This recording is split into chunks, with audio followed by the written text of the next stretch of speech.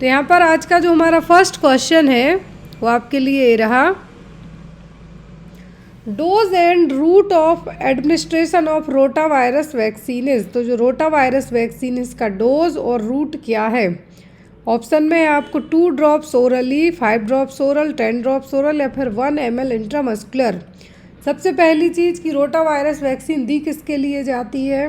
करें as per immunisation schedule के, तो रोटा वायरस वैक्सीन दी जाती है जब पेंटावैलेंट वैक्सीन दी जाती है। इसके साथ में दी जाती है, पेंटावैलेंट के साथ में दी जाती है। बट इसकी रोटा वायरस वैक्सीन दी किस लिए जाती है? डायरिया को प्रिवेंट करने के लिए। किसके लिए? डायरिया को प्रिवेंट करने के लिए। अब जो डायरिया को प्रिवेंट करने के लिए सबसे कॉमन वायरस है वो क्या है? रोटा। अब उसको प्रिवेंट करने के लिए वैक्सीन देंगे तो आपको याद रखना है कि ओनली 2 वैक्सीन ही हैं जो ओरली दी जाती हैं। 2 वैक्सीन बस हैं जो ओरल दी जाती हैं। एक तो होता है OPV, ओरल दी जाती है, और ये जो रोटा वायरस वाली वैक्सीन है बस। अब यहाँ पे तो 2 बूंद ज़िंदगी की दी जाती हैं, ये होती है ओरल पोलियो वैक्सीन। और जो 5 ड्रॉप दी जाती हैं ये दी जाती हैं रोटा की। किसकी? रोटा वायरस की। ये 2 चीज़ें आपको हमेशा माइंड में रिमाइंड रखना है कि रोटा वायरस ओरली दी जाती है। यदि आप इन्फ्लुएंजा वैक्सीन की बात करें तो वो नेज़ल दी जाएगी बाय स्प्रे के द्वारा। इन्फ्लुएंजा के लिए यदि दी जाएगी तो वो नेज़ल दी जाएगी स्प्रे के द्वारा, लेकिन ओरली ओनली 2 टीके दिए जाते हैं, OPV और रोटा वायरस का। इंट्राडर्मल की हम बात करें तो इंट्राडर्मल रूट से ओनली BCG दी जाती है, वो हम आगे पढ़ेंगे कि कब कितने टाइम पे। तो अब यहाँ पर 2 तरीके की, एक होती है रोटाटेक और दूसरी होती है रोटारिक्स। मोस्ट ऑफ दी जो हॉस्पिटल्स हैं वहाँ पर रोटाटेक अवेलेबल होती है, क्योंकि इसके 3 डोज होते हैं, 6, 10 और 14 वीक वाले जो वैक्सीन यहाँ पे आपको दिए जाते हैं। जब पेंटावैलेंट दी जाती है तब ये है जो आपको शेड्यूल है जो किए जाते हैं। अब यहाँ पर यदि हम बात करें कि जो इसमें कंपोजिशन क्या है कि रोटारिक्स 2 दिए जाएंगे 2 महीने और 4 महीने की उम्र में, जबकि रोटाटेक के है जो अलग 3 डोज हैं। तो यहाँ पर जो जेनेटिक फ्रेमवर्क है, जेनेटिक मटेरियल है रोटाटेक का, वो है क्या?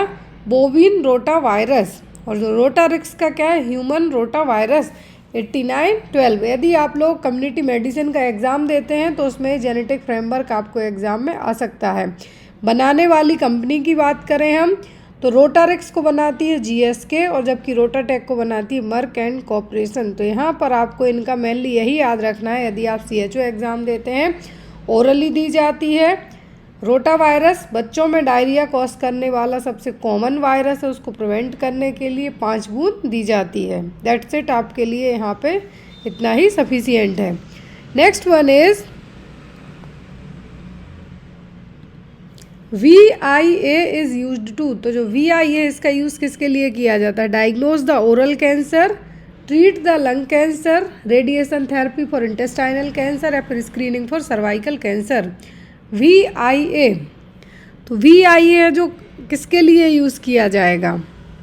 तो VIA का इस्तेमाल किया जाता है सर्वाइकल कैंसर की स्क्रीनिंग के लिए। याद रखना है आपको, किसके लिए? सर्वाइकल कैंसर की स्क्रीनिंग के लिए। सर्वाइकल कैंसर का सबसे कॉमन कॉज होता है क्या? HPV virus. क्या है? HPV virus. नाउअडेज 14 ईयर्स की गर्ल्स के लिए क्या है? 14 ईयर्स की गर्ल्स के लिए है जो HPV वैक्सीन भी अवेलेबल है। अभी ये गवर्नमेंट शेड्यूल में ऐड नहीं की गई है, बट ये है जो बनना स्टार्ट हो गई है। सीरम इंस्टीट्यूट ने इसको बनाना स्टार्ट कर दिया है, प्राइवेट हॉस्पिटल में लगने भी लगी है गर्ल्स को। तो यहाँ पर जो VIA इसका इस्तेमाल किया जाएगा सर्वाइकल स्क्रीनिंग के लिए। यहाँ पर डायग्नोस नहीं कहेंगे हम, स्क्रीनिंग के लिए कहेंगे। इसका फुल फॉर्म होता है visual inspection with the acetic acid. Cervical जो प्री कैंसरस लीजन है, अर्ली इन्वेजिव हैं बट प्री कैंसरस हैं, तो उनको स्क्रीन करने के लिए, फाइंड आउट करने के लिए यहाँ पर ये है जो VIA का इस्तेमाल किया जाएगा। 1-2 क्वेश्चन और यहाँ पे आपको इसी तरीके से बनते हैं। जैसे सर्वाइकल कैंसर का मेन रीज़न क्या है? तो वो होता है HPV, ह्यूमन पैपिलोमा वायरस। क्या है? Human papilloma virus. Vaccine nowadays available हो गई है। और यदि हम बात करें तो पहले जिस गति से ब्रेस्ट कैंसर है जो महिलाओं में निकल के आता था, बट नाउअडेज यदि आप OBG क्लिनिक्स में जाएंगे, गायनेकोलॉजिस्ट के यहाँ जाएंगे, तो आपको बहुत सारे पेशेंट मिल जाएंगे, उनमें प्री कैंसरस ग्रोथ देखने को मिलेगी। और इसके लिए सर्वाइकल स्क्रीनिंग है जो करवाई जाती है। और यहाँ पे आपको याद रखना है, एक जो आपको इंस्ट्रूमेंट एग्ज़ाम में आता है वो होता है अरे स्पैटुला, जिसका यूज़ किया जाता है स्पेसिमेन कलेक्ट करने के लिए। सर्विक्स का जो स्पेसिमेन है वहाँ का जो भी म्यूकस वगैरह है उसको कलेक्ट करने के लिए अरे स्पैटुला का यूज़ है जो किया जाता है। आपको एग्ज़ाम में बहुत आता है। फिर है हमारा क्वेश्चन,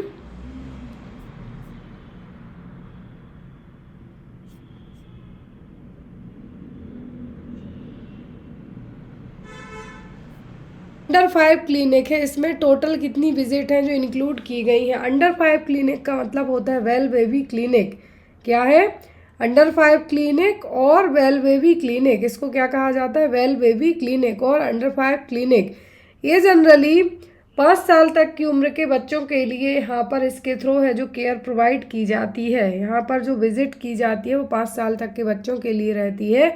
ये यहाँ पे आपको एक ट्रायंगल दिख रहा है, एक ट्रायंगल है उसके अंदर एक उल्टा ट्रायंगल भी ऐड किया गया है, वो हम आगे पढ़ेंगे। लेकिन यहाँ पर जो विजिट है वो कैसी होंगी? ऑप्शन में 8, 12, 4 या फिर 32। टोटल कितनी विजिट होती हैं अंडर 5 क्लिनिक में? तो अंडर 5 क्लिनिक का मतलब ये है कि अंडर 5 मतलब बिलो 5 ईयर तक के लिए। और इसका दूसरा नाम है वेल बेबी क्लिनिक। क्या है? Well baby clinic. यहाँ पर जो विजिट की जाती है वो इस तरीके से होती है कि पहली विजिट 1 साल के बच्चे के लिए विजिट होती है एवरी मंथ, मतलब 12 हो गई 1 ईयर में। यहाँ पे देखिए, आप यहाँ से समझिए।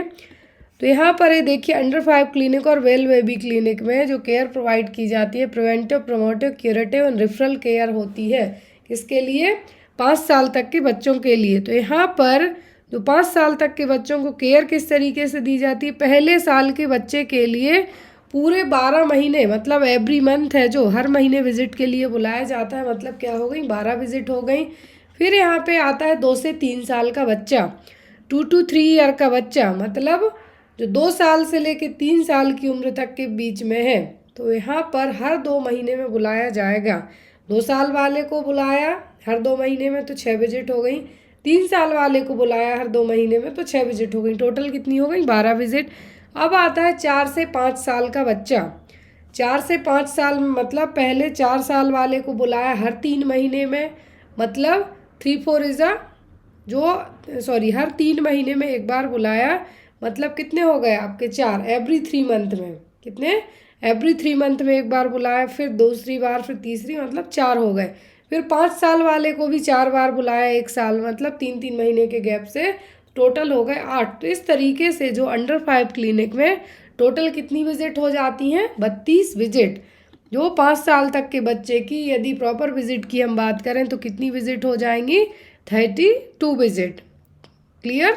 अब जो अंडर 5 क्लिनिक और वेल बेबी क्लिनिक है, इसमें आपको एग्ज़ाम में जो क्वेश्चन मेनली आता है वो आपको क्वेश्चन क्या रहता है कि जो मिडिल ट्रायंगल है, क्या है? मिडिल ट्रायंगल है अंडर 5 क्लिनिक का, तो ये किसके लिए रिप्रेजेंट करता है? तो जो अंडर 5 क्लिनिक का जो मिडिल ट्रायंगल है ये रिप्रेजेंट करता है फैमिली प्लानिंग को।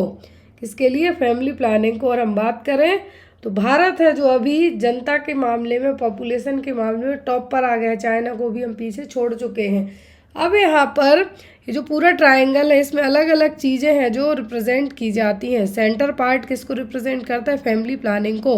And then growth monitoring, preventive care. Growth monitoring का मतलब जो एंथ्रोपोमेट्रिक मेजरमेंट है, बच्चे की हाइट, हेल्थ, जो ग्रोथ चार्ट है वो सब चीज़ें यहाँ पे मैनेज करी जाएंगी। बच्चे का वजन, हाइट, सब चीज़ें चेक की जाएंगी। केयर इन इलनेस का मतलब बच्चे को कोई छोटी मोटी बीमारी हो रही, उल्टी दस्त हो रहा है, हैजा हो रहा है, उसके लिए जो केयर है वो हो जाएगी। हेल्थ एजुकेशन ऑल ओवर, जब सब चीज़ें समझ में आ जाए तो हेल्थ एजुकेशन के बारे में बताया जाएगा कि आप कैसे किस तरीके से अपने बच्चे को ठीक रख सकते हैं।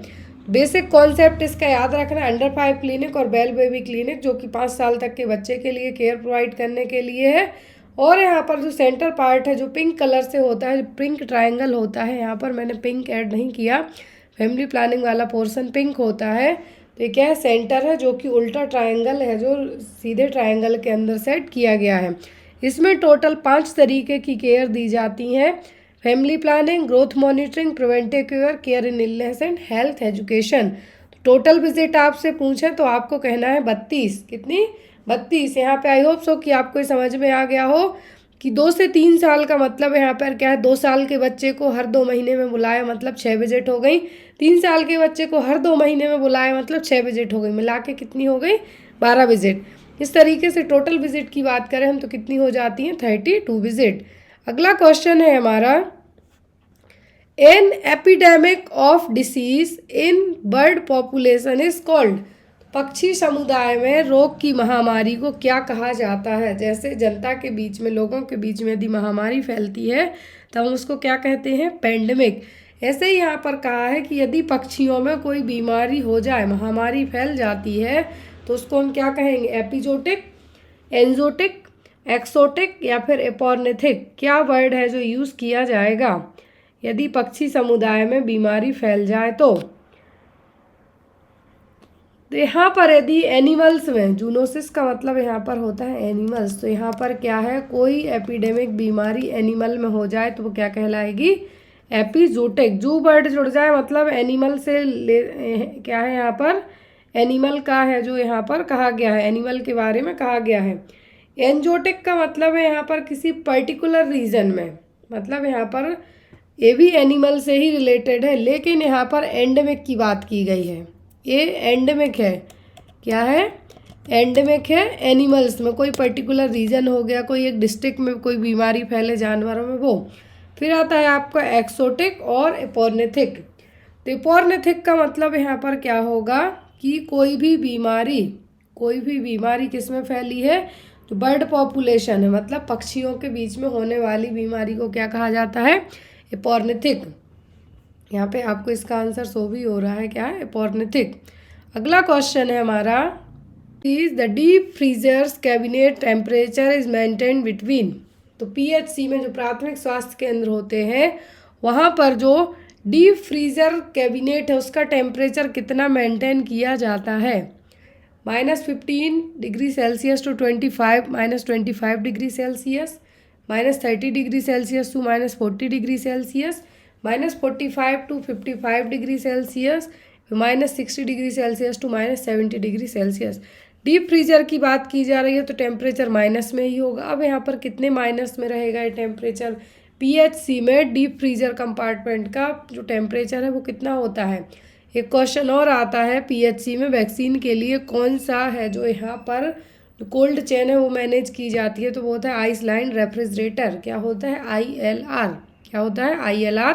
लेकिन यहाँ पर डीप फ्रीजर यदि कैबिनेट है तो यहाँ पर टेम्परेचर कितना होगा, -15 से 25 डिग्री तक। कितना, -15 degree Celsius to -25 degree Celsius तक है हमारा। और हम बहुत ही जल्दी वैक्सीनेशन के ऊपर सेपरेट आपको 10 क्लास होने वाली हैं वैक्सीनेशन के ऊपर, जिसमें आपको इम्यूनाइजेशन के शुरुआत से लेके एंड तक है जो सब चीज़ें 1-1 घंटे की क्लास में, टोटल 10 क्लास हैं, ऑलरेडी रिकॉर्डेड क्लास रहेंगी आपको, जो आपको अपडेट की जाएंगी। 10 क्लासों में पूरा इम्यूनाइजेशन A to Z तक आपको पढ़ा दिया जाएगा। तो यहाँ पर जो नेक्स्ट है हमारा क्वेश्चन वो आपको ये रहा, the most life threatening complication of measles is. Measles को हम क्या कहते हैं, खसरा।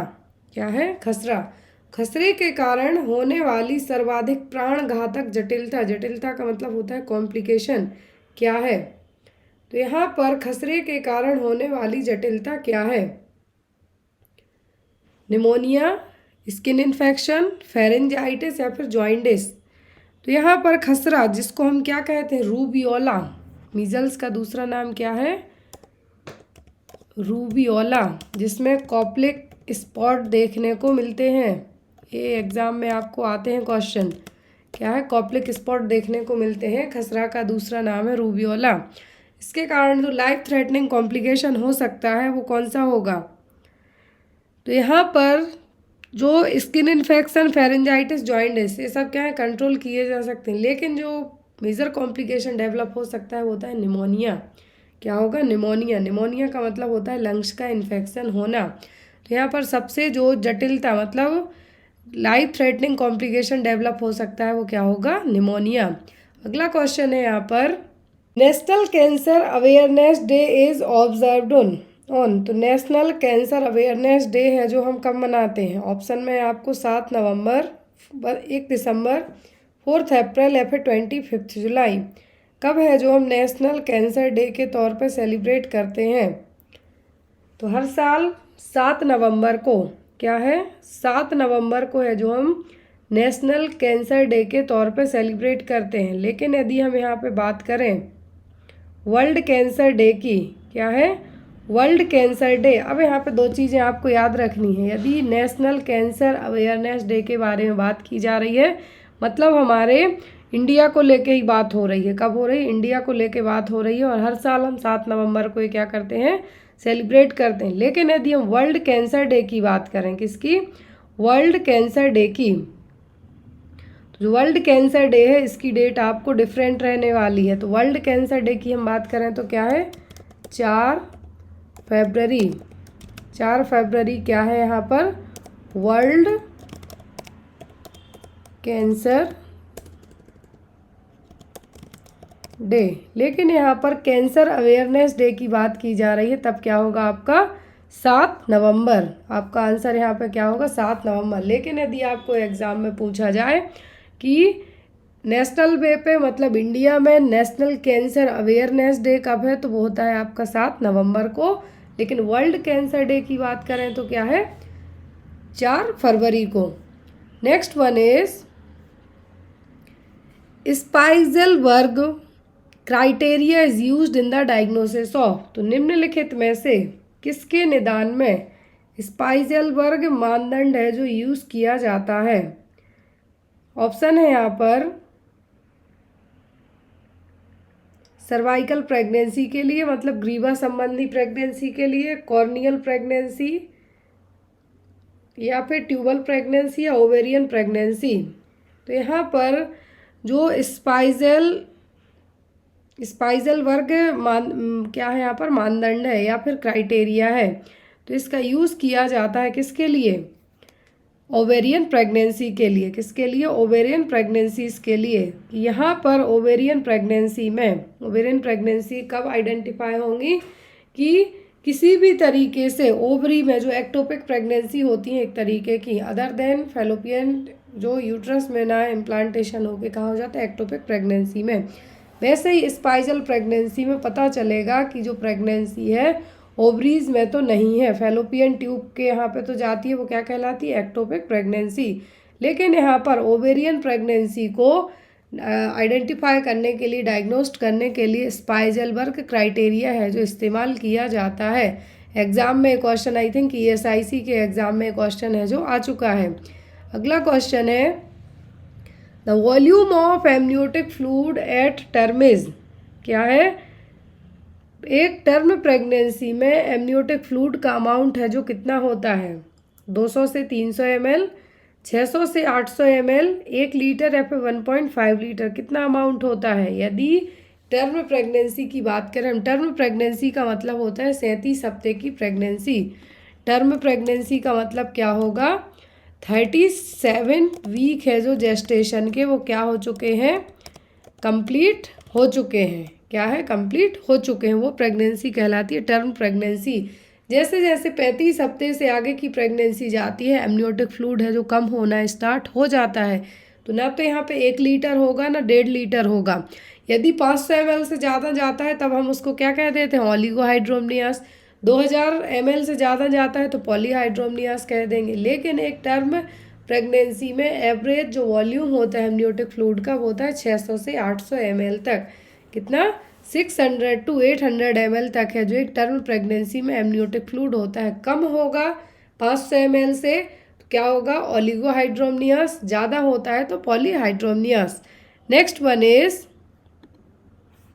Cycle cord is around. तो गर्भनाल की जो औसत लंबाई है वो कितनी होती है, 10 सेंटीमीटर, 15 सेंटीमीटर, 20 सेंटीमीटर या फिर 40 सेंटीमीटर।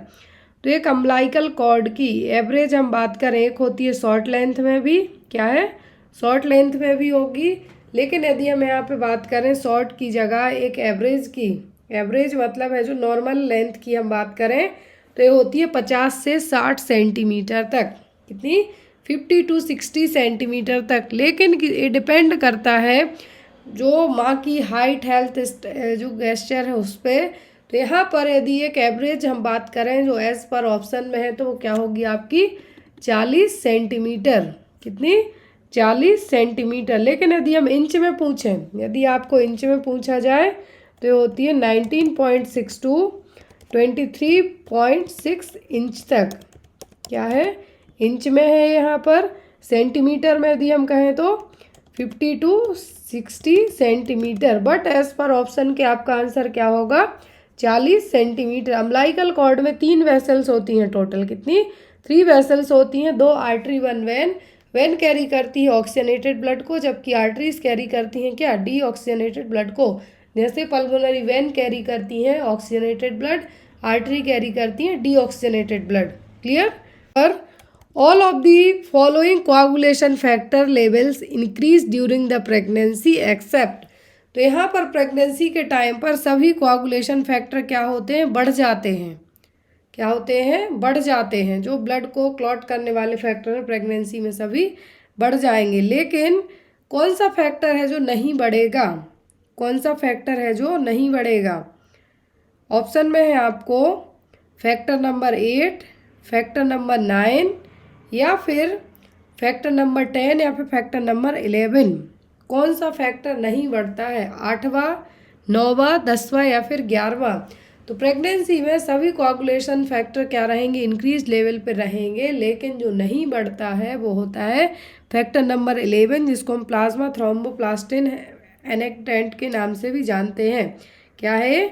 11वें नंबर का फैक्टर है, 11वें नंबर का क्लॉटिंग फैक्टर, जिसको हम क्या कहते हैं? प्लाज्मा थ्रोम्बोप्लास्टिन एनेक्टेंट, जो कि प्रेगनेंसी में नहीं बढ़ता है। कोआगुलेशन में हेल्पफुल है लेकिन ये प्रेगनेंसी में इसका लेवल नहीं बढ़ेगा। 8वें और 9वें की कमी से तो हीमोफीलिया तक हो जाता है, तो बड़े हुए रहें तो बेटर है। लेकिन यहाँ पर 11वें नंबर का फैक्टर है जो प्रेगनेंसी में नहीं बढ़ता है। Next is the product of conception is called an embryo between. किस अवधि के बीच के गर्भधान के उत्पाद को भ्रूण कहा जाता है? एम्ब्रियोनिक स्टेज है जो कब की यहाँ पर कंसीडर की जाएगी?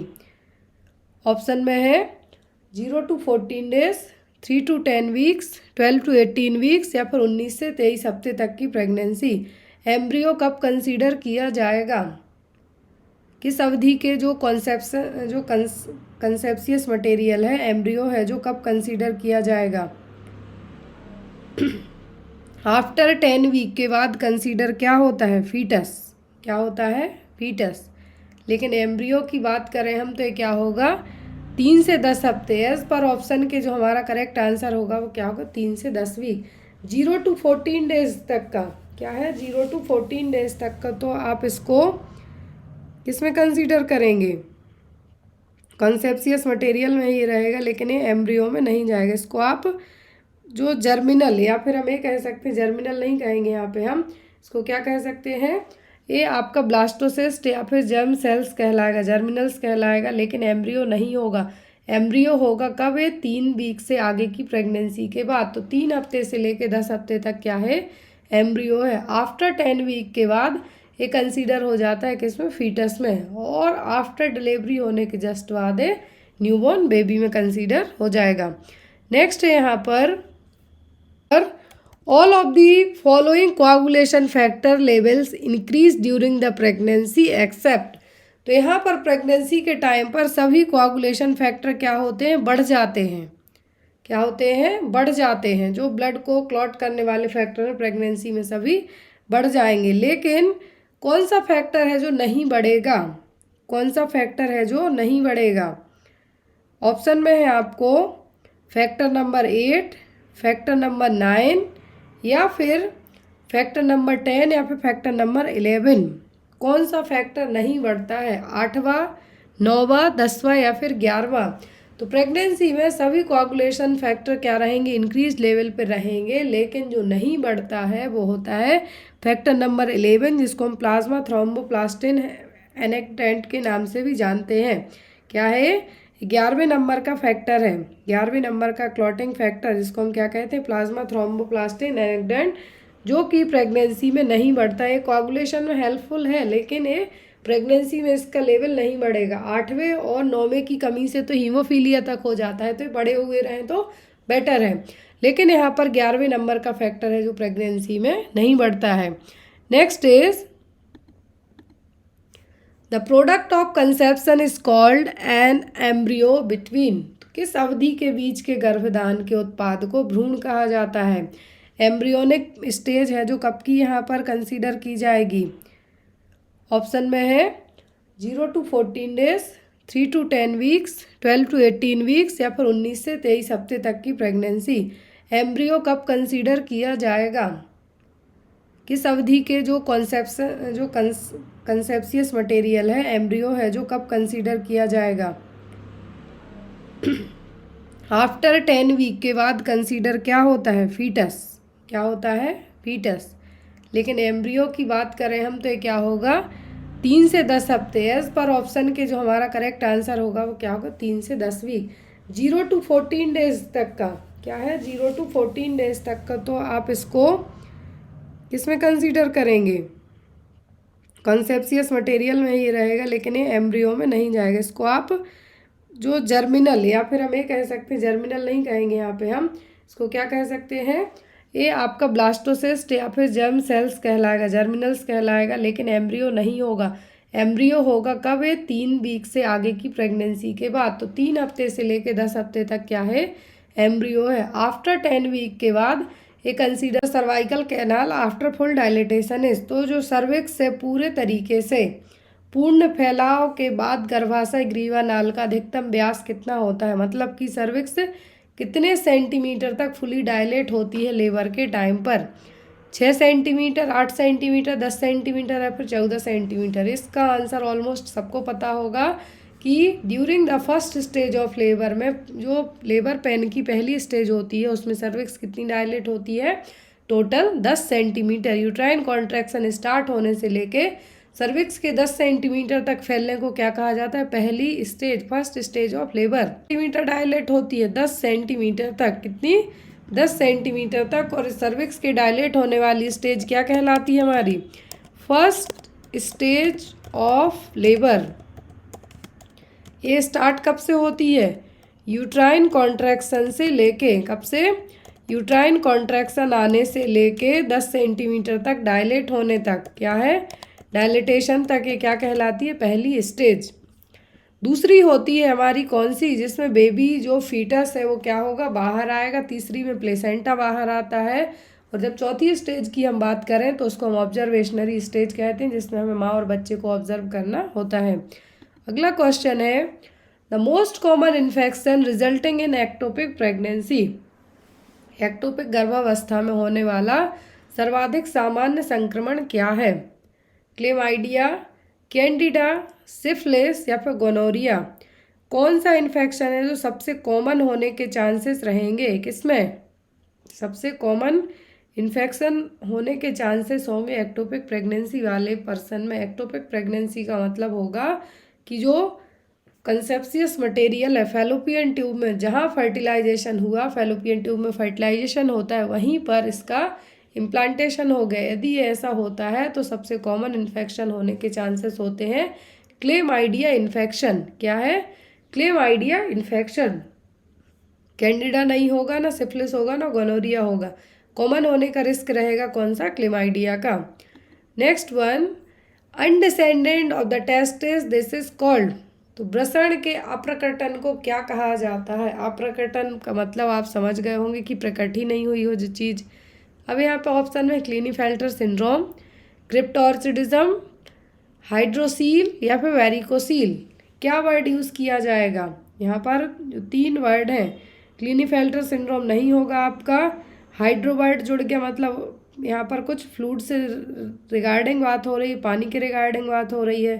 तो यहाँ पर जो हाइड्रोसील है, हाइड्रोसील का मतलब यहाँ पे क्या होता है कि जो स्क्रोटम के चारों तरफ क्या है? स्क्रोटम के चारों तरफ फ्लूइड फिल्डअप हो गया हो, वो कंडीशन कहलाएगी हाइड्रोसील। भारीपन होगा, दर्द होगा। और यहाँ पर जो यदि टेस्टिस डिसेंड होना मतलब बाहर आ जाना, स्क्रोटम में जो दोनों साइड टेस्टिस रहेंगी वो 2 होती हैं, लेकिन कभी कभी एक आ जाती है, कभी कभी नहीं आएगी, दोनों आ जाएंगी। लेकिन डॉक्टर 1 साल तक वेट एंड वॉच करते हैं, कभी कभी एब्डोमिनल एरिया से वो नीचे डाउन हो जाएंगी। बट नहीं होती हैं तो और कोई रास्ता नहीं होता है सर्जरी के अलावा। तो अनडिसेंडेंट टेस्टिस का मतलब क्या होता है? क्रिप्टोर्चिडिज्म। अब यहाँ पर एक और वर्ड है वेरिकोसील। क्या है? वेरिकोसील। वेरिकोसील का मतलब होता है कि जो स्क्रोटम की वेंस हैं, स्क्रोटम के अंदर जो वेंस हैं उनमें क्या होना? पेन होना, या फिर एक तरीके से हम ये भी कह सकते हैं कि वेरिकोसील यदि किसी भी तरीके से क्या है, वेरिकोसील में क्या होगा? जो ऑक्सीजन का ट्रांसपोर्ट कर रही है टेस्टिकल में जो वेन, वहाँ पर इन्लार्जमेंट होना, उनका बढ़ना, जिसके कारण डिस्कम्फर्ट होना कॉमन सी बात है। तो यहाँ पर यदि हाइड्रोसील बात करें तो स्क्रोटम में पानी का भरना, फ्लूइड भरना। वेरिकोसील में वेन है जो स्क्रोटम और टेस्टिकल के यहाँ पर सप्लाई कर रही हैं ब्लड की, उनमें इन्लार्जमेंट होना। नेक्स्ट वन, सेंटीमीटर डायलेट होती है 10 सेंटीमीटर तक। कितनी? 10 सेंटीमीटर तक। और सर्विक्स के डायलेट होने वाली स्टेज क्या कहलाती है हमारी? First stage of labour. ये स्टार्ट कब से होती है? यूट्राइन कॉन्ट्रैक्शन से लेके, कब से? यूट्राइन कॉन्ट्रैक्शन आने से लेके 10 सेंटीमीटर तक डायलेट होने तक। क्या है? डायलेटेशन तक। ये क्या कहलाती है? पहली स्टेज। दूसरी होती है हमारी कौन सी? जिसमें बेबी जो फीटस है वो क्या होगा? बाहर आएगा। तीसरी में प्लेसेंटा बाहर आता है। और जब चौथी स्टेज की हम बात करें तो उसको हम ऑब्जर्वेशनरी स्टेज कहते हैं, जिसमें हमें माँ और बच्चे को ऑब्जर्व करना होता है। अगला क्वेश्चन है, the most common infection resulting in ectopic pregnancy. Ectopic गर्भावस्था में होने वाला सर्वाधिक सामान्य संक्रमण क्या है? क्लेमाइडिया, कैंडिडा, सिफिलिस या फिर गोनोरिया। कौन सा इन्फेक्शन है जो सबसे कॉमन होने के चांसेस रहेंगे? किसमें सबसे कॉमन इन्फेक्शन होने के चांसेस होंगे? एक्टोपिक प्रेगनेंसी वाले पर्सन में। एक्टोपिक प्रेगनेंसी का मतलब होगा कि जो कंसेप्शियस मटेरियल है फैलोपियन ट्यूब में, जहाँ फर्टिलाइजेशन हुआ, फैलोपियन ट्यूब में फर्टिलाइजेशन होता है, वहीं पर इसका इम्प्लांटेशन हो गए। यदि ये ऐसा होता है तो सबसे कॉमन इन्फेक्शन होने के चांसेस होते हैं क्लेमाइडिया इन्फेक्शन। क्या है? Chlamydia infection. कैंडिडा नहीं होगा, ना सिफिलिस होगा, ना गोनोरिया होगा। कॉमन होने का रिस्क रहेगा कौन सा? क्लेमाइडिया का। Next one, undescended of the testis, this is called. तो वृषण के अप्रकटन को क्या कहा जाता है? अप्रकटन का मतलब आप समझ गए होंगे कि प्रकट ही नहीं हुई हो जो चीज़। अब यहाँ पे ऑप्शन में क्लिनीफेल्टर सिंड्रोम, क्रिप्टोर्चिडिज्म, हाइड्रोसील या फिर वेरिकोसील। क्या वर्ड यूज़ किया जाएगा? यहाँ पर जो 3 वर्ड हैं, क्लिनीफेल्टर सिंड्रोम नहीं होगा आपका, हाइड्रो वर्ड जुड़ गया, मतलब यहाँ पर कुछ फ्लूइड से रिगार्डिंग बात हो रही है, पानी के रिगार्डिंग बात हो रही है। तो यहाँ पर जो हाइड्रोसील है, हाइड्रोसील का मतलब यहाँ पे क्या होता है कि जो स्क्रोटम के चारों तरफ क्या है, स्क्रोटम के चारों तरफ फ्लूइड फिल्डअप हो गया हो, वो कंडीशन कहलाएगी हाइड्रोसील। भारीपन होगा, दर्द होगा। और यहाँ पर जो यदि टेस्टिस डिसेंड होना मतलब बाहर आ जाना, स्क्रोटम में जो दोनों साइड टेस्टिस रहेंगी, 2 होती हैं, लेकिन कभी कभी एक आ जाती है, कभी कभी नहीं आएगी, दोनों आ जाएंगी। लेकिन डॉक्टर 1 साल तक वेट एंड वॉच करते हैं, कभी कभी एब्डोमिनल एरिया से वो नीचे डाउन हो जाएंगी, बट नहीं होती हैं तो और कोई रास्ता नहीं होता है सर्जरी के अलावा।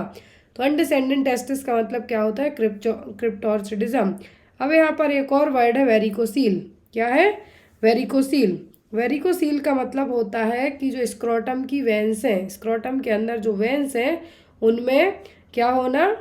पेन होना, या फिर एक तरीके से हम ये भी कह सकते हैं कि वेरिकोसील यदि किसी भी तरीके से क्या है, वेरिकोसील में क्या होगा? जो ऑक्सीजन का ट्रांसपोर्ट कर रही है टेस्टिकल में जो वेन, वहाँ पर इन्लार्जमेंट होना, उनका बढ़ना, जिसके कारण डिस्कम्फर्ट होना कॉमन सी बात है।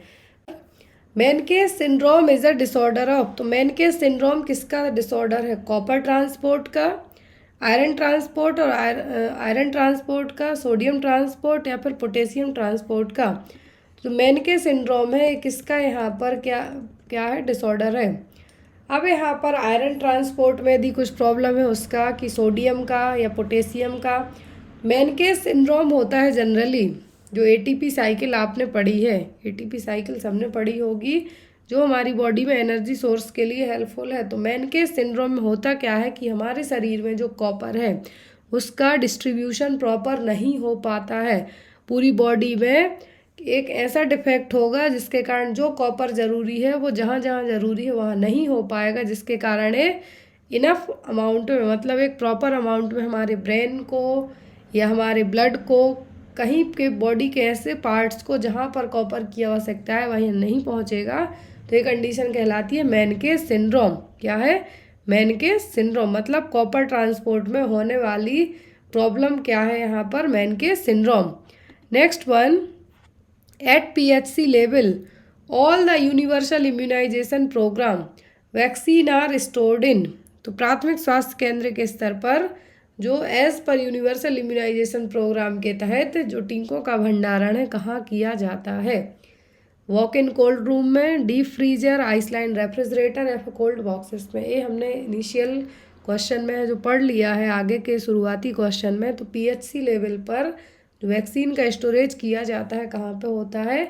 आइसलैंड रेफ्रिजरेटर में। टेम्परेचर सेट किया जाता है +2 to 8 डिग्री सेल्सियस, 8 से आगे नहीं।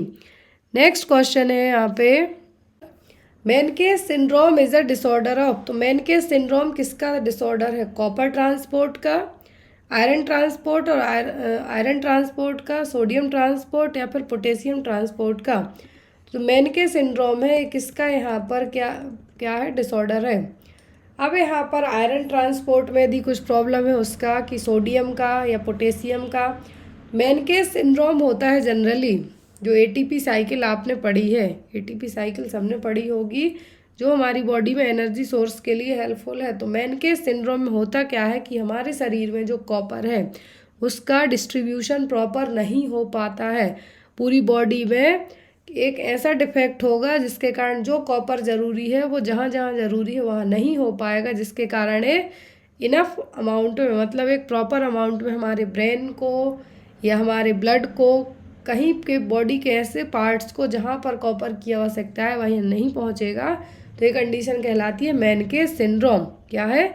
मेनके सिंड्रोम, मतलब कॉपर ट्रांसपोर्ट में होने वाली प्रॉब्लम क्या है यहाँ पर? Menkes syndrome. Next one, at PHC level all the universal immunisation programme vaccine are stored in. तो प्राथमिक स्वास्थ्य केंद्र के स्तर पर जो as per universal immunisation programme के तहत जो टीकों का भंडारण है कहाँ किया जाता है? वॉक इन कोल्ड रूम में, डीप फ्रीजर, आइसलैंड रेफ्रिजरेटर या फिर कोल्ड बॉक्सेस में। ये हमने इनिशियल वैक्सीन को स्टोर किया जाता है कहाँ पर? आइसलैंड रेफ्रिजरेटर में। टेम्परेचर मैनेज किया जाता है +2 डिग्री सेल्सियस to 8 डिग्री तक। यहाँ पे याद रखें +2 to +8 डिग्री सेल्सियस तक यहाँ पर टेम्परेचर को मैनेज किया जाता है। आपको ये एग्जाम में क्वेश्चन आता है कि PHC में वैक्सीन स्टोरेज कैसे किया जाएगा? ILR में, आइसलैंड रेफ्रिजरेटर में, और यहाँ पर टेम्परेचर की बात कर रहे हैं हम तो +2 to +8 डिग्री सेल्सियस तक। अगला क्वेश्चन है हमारा, Which of the following is not a vital sign in the clinical examination of human body? निम्नलिखित में से कौन सा मानव शरीर की नैदानिक परीक्षा में एक महत्वपूर्ण संकेत नहीं है? क्लिनिकल एग्जामिनेशन जब बॉडी का करते हैं तो वाइटल साइन कौन सा नहीं है? सिंपल सा क्वेश्चन है यहाँ पर। पल्स रेट है, बॉडी टेम्परेचर है, रेस्पिरेटरी रेट है, स्किन कलर है क्या? आपको आंसर बताना है। तो पल्स रेट होता है, बॉडी का टेम्परेचर होगा, रेस्पिरेटरी रेट होगी, लेकिन यहाँ पर पेन भी नाउअडेज वाइटल साइन में इंक्लूड कर दिया गया है, लेकिन यहाँ पर स्किन का कलर है जो वाइटल साइन की कैटेगरी में इंक्लूड नहीं किया गया है। स्किन का कलर है जो इसमें इंक्लूडेड अभी तक नहीं हुआ है। नेक्स्ट है यहाँ पर, asepsis is a method used in hospital for. तो हॉस्पिटल में असेप्सिस टेक्निक अपनाई जाती है। अपूर्णता विधि किसके लिए इस्तेमाल की जाती है? एक होता है सेप्सिस मतलब इन्फेक्शन, दूसरा होता है असेप्सिस किसके लिए है? ट्रीटमेंट ऑफ अल्सर के लिए, इन्फेक्शन कंट्रोल और स्टरलाइजेशन के लिए, या फिर डिस्पोजल ऑफ वेस्ट के लिए, या फिर ट्रीटमेंट ऑफ ट्यूमर के लिए। असेप्सिस का मतलब होता है फ्री फ्रॉम इन्फेक्शन। क्या है? Free from infection. अब यहाँ पर असेप्सिस टेक्निक किसके लिए होगी? तो ये होती है इन्फेक्शन कंट्रोल और स्टरलाइजेशन के लिए। किसके लिए? इन्फेक्शन कंट्रोल और स्टरलाइजेशन के लिए। यहाँ पर ये नसबंदी नहीं है, स्टरलाइजेशन ही है। तो यहाँ पर आपका आंसर क्या होगा? इन्फेक्शन कंट्रोल और स्टरलाइजेशन। और मैं आपको बता दूं क्लास आगे और मूव करने के पहले कि जो भी लोग बुक्स PDF या जो भी स्टडी मटेरियल लेना चाहते हैं, जो आपके डाउट रह जाते हैं किसी भी तरीके के रिगार्डिंग, या इवन आप नहीं लेना चाहते, अपने एग्ज़ाम के पर्पज़ से भी डाउट क्लियर करना चाहते हैं, तो व्हाट्सएप पे आप बेझिझक होकर मैसेज करके पूछ सकते हैं। Next one is